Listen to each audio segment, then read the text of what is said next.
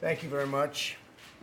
I'd like to begin by condemning the heinous attack on innocent Syrians with banned chemical weapons. It was an atrocious attack. It was horrible. You don't see things like that, as bad as the news is around the world. You just don't see those images.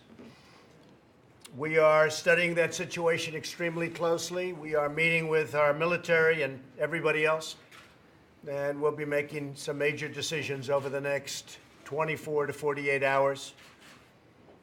We are very concerned when a thing like that can happen. This is about humanity. We're talking about humanity, and it can't be allowed to happen.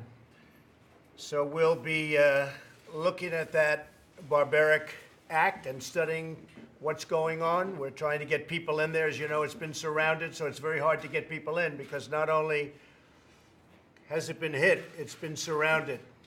And if they're innocent, why aren't they allowing people to go in and prove? Because as you know, they're claiming they didn't make the attack. So if it's Russia, if it's Syria, if it's Iran, if it's all of them together, we'll figure it out, and we'll know the answers quite soon. So we're looking at that very, very strongly and very seriously. I'd also like to provide an update on trade negotiations. We have a situation with China where we have a very good relationship with China, and I think we'll maintain that relationship. I'm very good friends with President Xi. I have great respect for President Xi. And as you know, I spent 2 days in China. The president spent 2 days with us at Mar-a-Lago in Florida. And they were 4 great days. With that being said, China has been taking advantage of the United States for many years. Really, if you look at it, since the start of the World Trade Organization, and they have really done a number on this country. And I don't blame China. I blame the people running our country. I blame presidents. I blame representatives. I blame negotiators.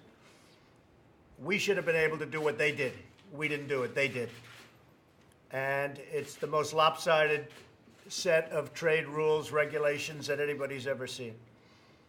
With that being said, we have many of them. NAFTA was a horrible deal. We're renegotiating it. We'll see what happens. But we're strongly renegotiating NAFTA. If you look at the European Union, they have tremendous barriers, trade barriers.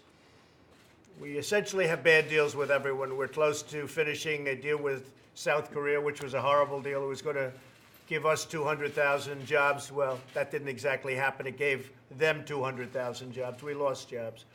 And it was a horrible deal, and that's being renegotiated. And we have a long way to go, but we've made a tremendous progress. We're fairly close on NAFTA, and if we don't make the right deal, we'll terminate NAFTA, and we'll make the right deal after that.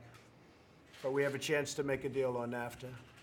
And as I said, the North Korea and South Korea situation, which complicates it, the deal that we have with South Korea, I think, is going to be, it's going to be a very fair deal. We want a fair deal, and we don't have fair deals. North Korea, by the way, as you've probably seen, and we've been in touch with North Korea, we'll be meeting with them sometime in May or early June, and I think there'll be great respect paid by both parties, and hopefully we'll be able to make a deal on the de-nuking of North Korea. If they've said so, we've said so. Hopefully it'll be a relationship that's much different than it's been for many, many years. This should have been done by other presidents, and they decided they didn't do it. They couldn't have done it. But it would have been a lot easier if it were done 5 years ago, 10 years ago, 20 years ago, a lot easier than now. But we have a meeting that is being set up with North Korea, so that'll be very exciting, I think, for the world. I think it's going to be a very exciting thing for the world. We're going to be talking about opioid today, opioid destruction. and drug destruction. As you know, we strengthened up our southern border. Last year we had record low numbers. This year they've gone up. To a certain extent, it might be because our economy is good and people are trying to come into our good economy.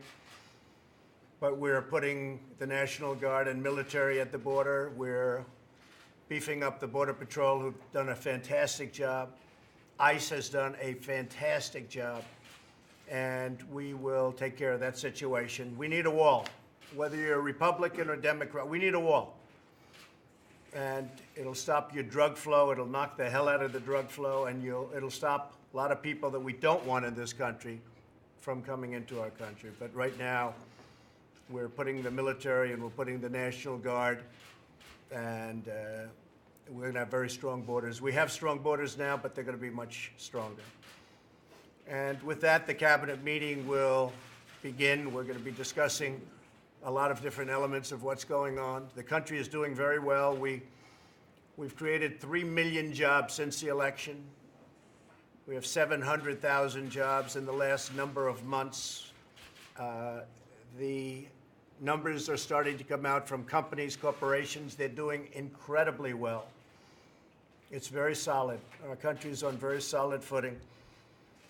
When we do a deal with China, which probably we will. If we don't, they'll have to pay pretty high taxes to do business with our country. That's a possibility. But if we do a deal with China, if during the course of a negotiation they want to hit the farmers because they think that hits me, I wouldn't say that's nice, but I tell you, our farmers are great patriots. These are great patriots. They understand that they're doing this for the country.